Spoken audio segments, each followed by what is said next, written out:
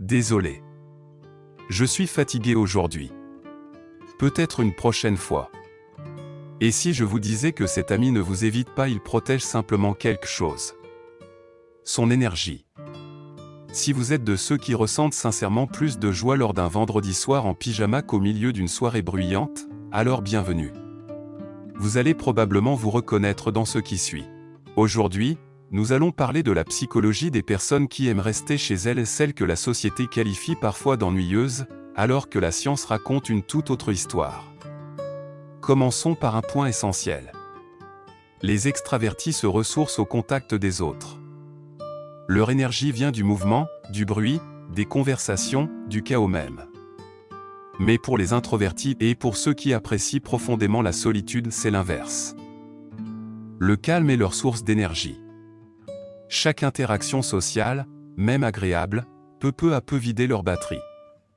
Et la maison devient alors le seul endroit capable de vraiment la recharger. Les psychologues appellent cela la théorie du niveau optimal d'activation. Certaines personnes ont besoin de beaucoup de stimulation pour se sentir vivantes. D'autres ont besoin de calme. Ce n'est ni de la paresse, ni de la peur. C'est simplement la manière dont leur système nerveux est configuré. Mais l'introversion n'est qu'une partie de l'histoire. Certaines personnes aiment rester chez elles parce que leur environnement leur offre quelque chose que le monde extérieur ne donne presque jamais, le contrôle. À l'extérieur, tout est imprévisible. Des lieux bruyants. Des changements de dernière minute. Des conversations superficielles avec des gens qui n'écoutent même pas vraiment votre réponse. C'est simplement la manière dont leur système nerveux est configuré. Mais l'introversion n'est qu'une partie de l'histoire. Certaines personnes aiment rester chez elles parce que leur environnement leur offre quelque chose que le monde extérieur ne donne presque jamais, le contrôle. À l'extérieur, tout est imprévisible. Des lieux bruyants. Des changements de dernière minute. Des conversations superficielles avec des gens qui n'écoutent même pas vraiment votre réponse. C'est souvent dans le silence que naissent les meilleures idées. Pas dans un bar bondé, mais dans un coin tranquille. Avec un livre, ou perdu dans ses pensées à 2 heures du matin. Et soyons honnêtes. La société romantise énormément le fait d'être toujours dehors. Les soirées. Les influenceurs.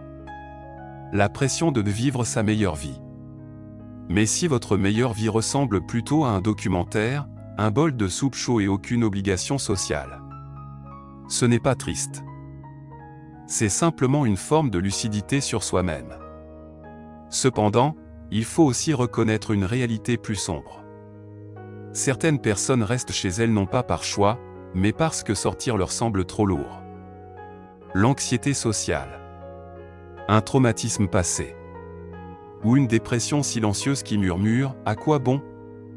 Dans ces cas-là, la maison devient à la fois un refuge et une cage. Alors la vraie question est peut-être celle-ci, restez-vous chez vous parce que cela vous apaise? Ou parce que le monde extérieur vous effraie? Car l'un est de la paix. L'autre est une forme de fuite. Mais pour ceux qui aiment sincèrement rester chez eux, ils ne ratent rien. Ils vivent simplement différemment. Ils trouvent de la joie dans les petits rituels. Le café du matin. Le coin préféré du canapé. La lumière du soleil qui traverse la pièce au coucher du soleil. Des détails que beaucoup de gens traversent sans même les remarquer. Les psychologues parlent ici d'une préférence pour une faible stimulation. Ces personnes n'ont pas besoin que le monde les divertisse. Parce que leur monde intérieur est déjà riche. Alors si vous êtes de ceux qui déclinent des invitations sans culpabilité, qui passent un samedi soir seul et s'y sentent parfaitement bien, qui préfèrent revoir une série réconfortante plutôt que courir après de nouveaux souvenirs, vous n'êtes pas brisé. Vous êtes simplement fait pour la profondeur plutôt que pour le bruit.